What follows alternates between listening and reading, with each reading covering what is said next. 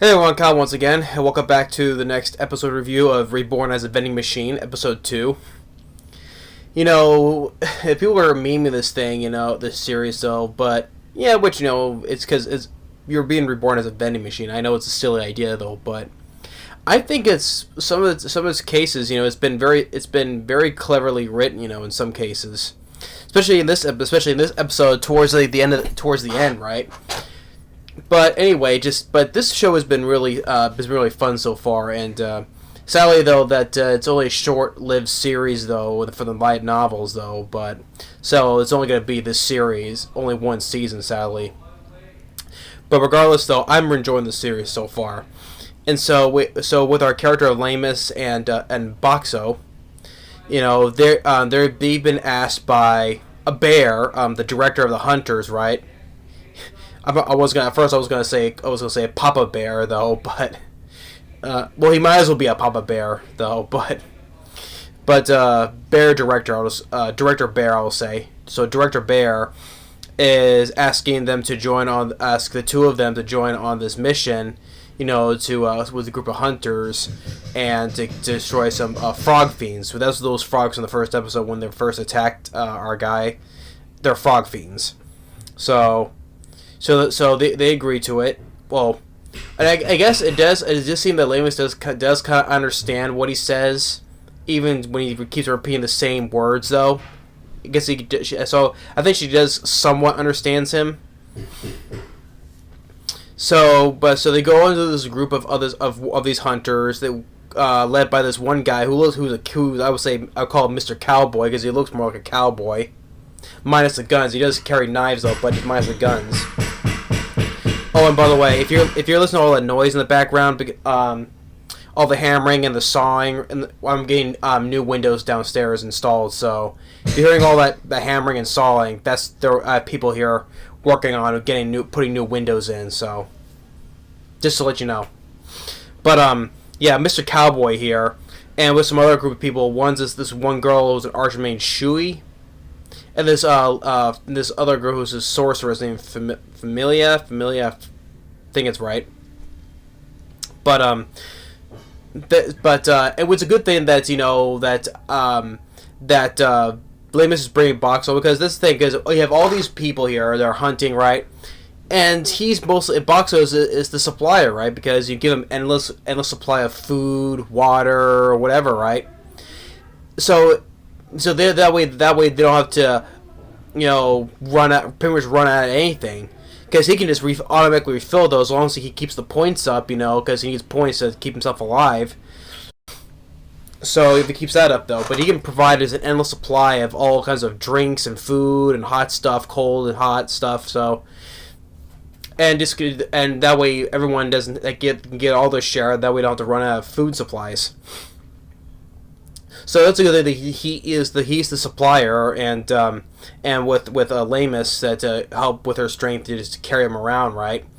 And when they get attacked though, and it shows like how with him being carried on her back, right? She can be pretty much hit accurately because she was just swinging wildly in the first episode without carrying him. She's missing, but she can punch a hole in the wall though. But with him, it's like balance though. So with him on her back, she can hit accurately. There's a home run to the frog fiend. So, and they're killing lots of them, and occasionally that he puts up a barrier to protect, right? To protect her and him and himself too. So he could put up a barrier like he did in the first episode. And so with all the frog fiends dead, they can just replenish themselves and also help with the wounded soldiers as well. They can tend to the wounded soldiers to give them like these sports drinks and stuff, because they don't know anything about what this stuff tastes like. They know he's the talk of the town though, but it's like all these special drinks and foods and stuff like that has never existed in this world, right? It's like top quality food, right? 5-star Michelin star food and drinks too, right? So they're attending the wounded soldiers, and they have to keep a lookout for the, thanks to Director Bear, there's a king frog fiend. And then you get this attempt where this one idiot here, where this guy he tries to attempt to break into Boxo, and then first he distracts him with a cold drink, right? But when he sticks his hand in, he also drops a hot drink on him, burns his hand, and then Lamus catches him. First, it looks like she was gonna break his arm with that, but they just tie him up though. And then out comes the frog. The king frog fiend, right? It's this big red frog fangs, and it's on fire. I like the design look of this king frog thing. It's a big red giant frog with big fangs, and it's on fire. Cool looking design, I would give that. And they don't know what to do because Lamus and the Boxer, they're only carrying wounded soldiers though, right? And the hogs, they can't go anywhere, so she lets them go. She tries to pull on her own, but and then Boxo, he gets a light bulb idea where he changes his supplies to the 2-liter bottles of Coke, right? So, and then he can transform into a candy machine.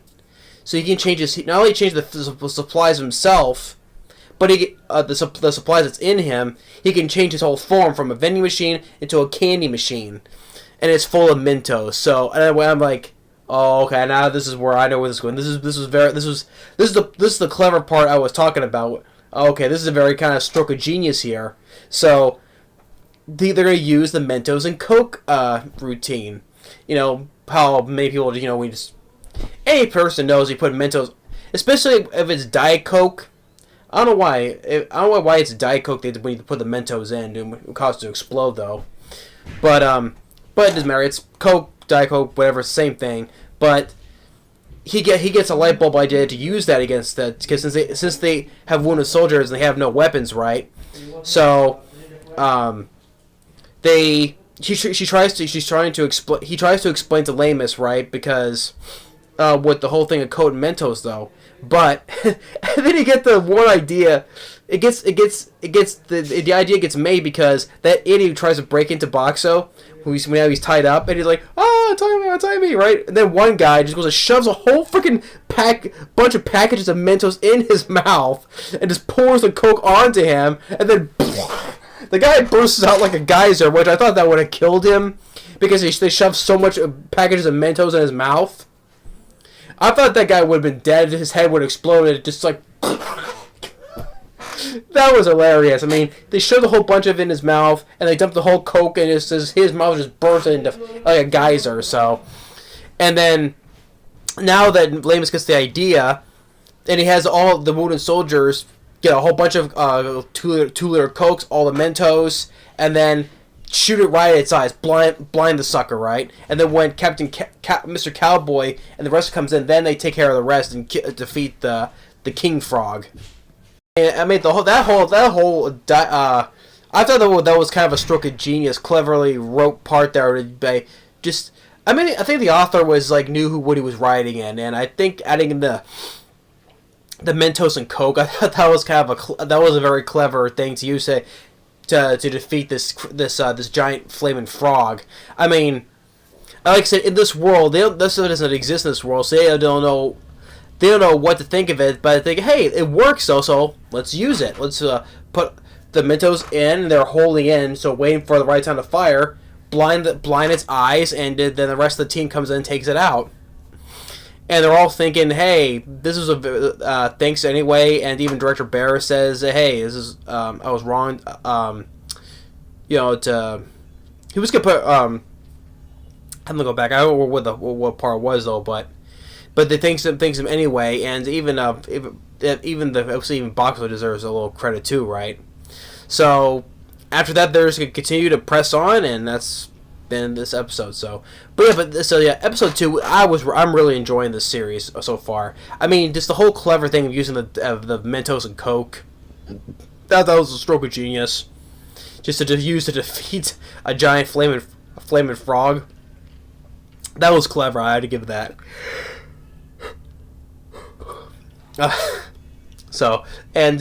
I'm just thinking that to bring him along with with a group of warriors, since since they're gonna be fighting so much, they're gonna be tired. So, Boxo here is the endless supplier here. He can provide an endless supply of a bunch of everything, right? So that way they don't have to be short on any kind of food shortages at all. So they do appreciate in that way for being a good supplier, and just the whole clever thing of the whole flaming frog just using the Mentos and Coke. That was a clever way to defeat it. Yeah, I'm really enjoying Reborn as a vending machine. So I'm really glad I'm watching this one. I mean, yeah, the people will think it's a silly series because of the name title, but you know what? I take it with a grain of salt. Because I've enjoyed a lot of isekai shows, let alone some cleverly written shows. But I think I give credit to the author for writing into stuff like this. I mean, it was really such an enjoyable scene. It was to take out this giant flaming red frog with just Mentos and Coke.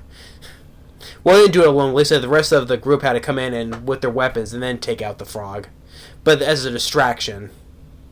So yeah, I mean, episode 2, I'm really enjoying the show. It's a very, I would say, people will use this as a meme though, but I'm not using it as a meme. I think it's a very fun series, not memeing at all in a negative way or a funny way.